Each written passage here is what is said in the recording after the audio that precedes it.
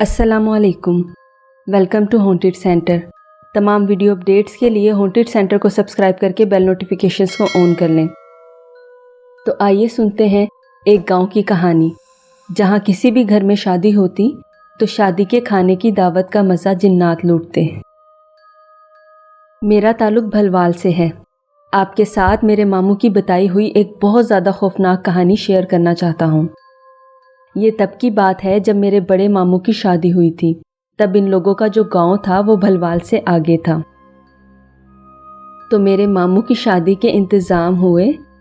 मेहंदी की रात का फंक्शन था, तो वहाँ पर मेहंदी वाले दिन ही उन्होंने वलीमा किया था। वो लोग कहते हैं कि मेहंदी के फंक्शन के बाद काफ़ी ज़्यादा खाना बच गया था।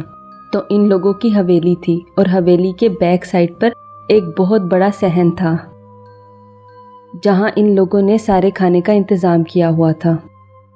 बाकी बचा हुआ खाना था, बहुत ज़्यादा देगें बच गई थी। खाने की देगें वहीं उन्होंने रख दी थी कि सुबह काम आ जाएंगी, क्योंकि काफ़ी ज़्यादा खाना बच गया था। अब वहाँ पर जहाँ खाने का सारा सिस्टम था, वहीं पास हम लोगों के अपने रिश्तेदार भी सो रहे थे। तो जब आधी रात का टाइम हुआ तो जो मेरे मामू के कज़न थे वो भी वहीं सो रहे थे और मेरे नाना अब्बू भी वहीं सो रहे थे। वो लोग कहते हैं हमें ऐसी आवाज़ें आने लगीं जिस तरह से देगों को कोई बार बार छेड़ रहा हो। देगों को छेड़ने और हिलाने जुलाने की आवाज़ें आ रही थीं। इन लोगों को ये लगा कि शायद किसी को खाने की ज़रूरत होगी तो कोई खाना लेने आया होगा, लेकिन जब टाइम देखा तो आधी रात का टाइम था और आस पास चलने फिरने की और बोलने की आवाज़ें आ रही थीं। बार बार ऐसा लग रहा था जैसे 7-8 देगों को कोई बार बार छेड़ रहा हो। मेरे मामू के कज़न उठे और कहने लगे कि कौन है वहाँ पे। तो वो क्या देखते हैं कि देगों के पास 4 से 5 स्याह कलर के लिबास में बहुत ज़्यादा लंबे कद के कुछ लोग खड़े हैं और इन देगों के ऊपर सर झुकाए हुए हैं। जब मेरे मामू के कज़न ने इन्हें देखा तो उन्होंने पूछा, कौन हो तुम लोग और यहाँ पर क्या कर रहे हो? उन्होंने शोर मचा दिया कि चोर आ गए हैं। अब इनकी आवाज़ सुनकर आसपास के सभी लोग जाग गए। कहाँ हैं चोर, कहाँ हैं चोर? तो उन लोगों ने देखा कि देगों का सारा खाना गायब हो चुका है। अब वो लोग बहुत परेशान थे, बहुत ज़्यादा हैरान थे कि ये कैसे मुमकिन है। यहाँ से कोई भागा भी नहीं, यहाँ पे कोई है भी नहीं और खाना गायब हो गया है।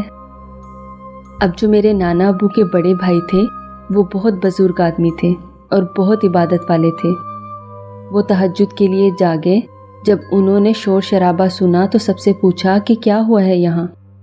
तो सब ने इनको पूरा माजरा बताया। तो इनका कहना था कि ये जिन्नात थे, यहाँ से अपना खाना लेने आए थे और खाना लेकर चले गए हैं। इनके बारे में परेशान ना हो, वो आपको कोई नुकसान नहीं पहुंचाएंगे। कुछ दिनों के बाद गांव में एक और शादी हुई। इनके साथ भी यही कुछ हुआ। जो पका हुआ खाना था अभी उन्होंने खोला भी नहीं था, तो देगों में से खाना गायब था। इसके बाद गांव के एक बहुत बड़े आलिम बुजुर्ग ने पढ़ाई की और हिसाब लगाया तो वो जिन्नात इनके पास हाजिर हुए। इन जिन्नात का ये कहना था कि जब भी आप लोगों के गांव में कोई शादी होगी तो हम लोग खाने में से अपना हिस्सा लेंगे।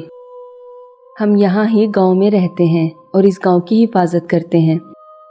वो जो आमिल थे उन्होंने सब लोगों को ये बात सरेआम कह दी कि जब भी आप लोगों के यहाँ कोई शादी हो, चाहे कोई भी हो, आप लोगों ने खाने का कुछ हिस्सा अपने घर के किसी ऐसे हिस्से में रखना है जो आपके घर का हिस्सा हो लेकिन वैरान हो। वो अपना हिस्सा ले जाएंगे लेकिन आपको कोई नुकसान नहीं पहुँचाएंगे। इसी तरह वक्त गुजरता गया। बहुत से लोग ऐसा ही करने लगे। लेकिन कुछ अरसे बाद ऐसा हुआ, वहाँ गांव में एक और शादी थी। इन लोगों को पता भी था इस बात का, इसके बावजूद उन्होंने कहा कि हमने खाना बिल्कुल भी नहीं देना और हम देखते हैं हमारे खाने के पास कौन आता है। सारी रात इन लोगों ने खाने के पास ड्यूटी दी। इन लोगों ने कहा हमने कोई जिन्नात को खाना नहीं देना। इनकी एक बेटी की शादी थी।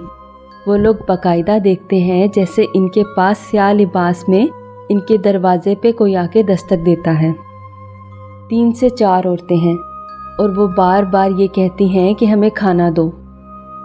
وہ لوگ بار بار ان کو یہ کہتے رہے ہم نے کھانا نہیں دینا، چلی جاؤ یہاں سے۔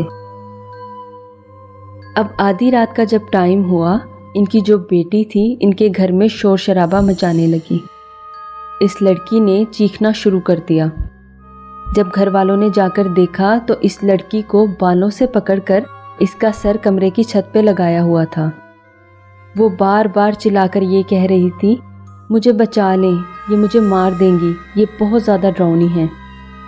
گھر والوں نے رونا پیٹنا شروع کر دیا اور معافیاں مانگنی شروع کر دی کہ جتنا بھی کھانا چاہیے آپ لے جائیں لیکن ہماری بیٹی کو چھوڑ دیں۔ بہت زیادہ معافی کے بعد ان جنات نے اس لڑکی کو اتنی اونچائی سے نیچے پھینکا کہ اس کی ٹانگیں اس طرح ہو گئی تھیں جیسے بالکل ٹوٹ چکی ہوں۔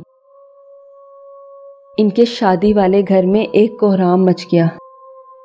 جب وہ اپنی بیٹی کو بچا رہے تھے تو وہ جنات باہر سے اپنا کھانا لے گئے تھے۔ ان کی بیٹی نے رو رو کر ساری بات بتائی۔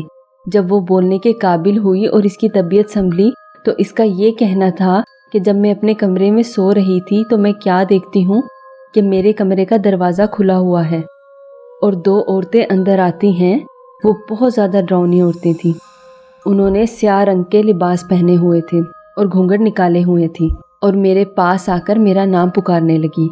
جب میں نے پوچھا کہ کون ہو تم لوگ تو انہوں نے اپنے چہرے دکھائے جو بہت زیادہ خوفناک اور جلے ہوئے تھے۔ وہ یہ کہہ رہی تھی کہ تمہارے گھر والوں نے ہمیں کھانا نہیں دیا، اب ہم تمہیں نہیں چھوڑیں گی۔ جب میں وہاں سے اٹھ کر بھاگنا چاہ رہی تھی تو انہوں نے مجھے بالوں سے پکڑ لیا۔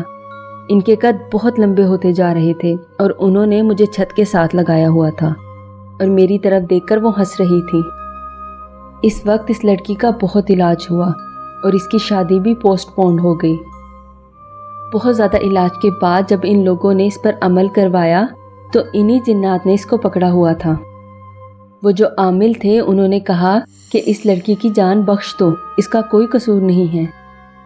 پھر جنات نے شرط رکھی کہ 7 دن تک لگاتار 77 دیگے ان کے گھر والے اگر دیں گے تو اس لڑکی کی جان چھوڑ دیں گے۔ تو اس کے گھر والوں نے ایسا ہی کیا۔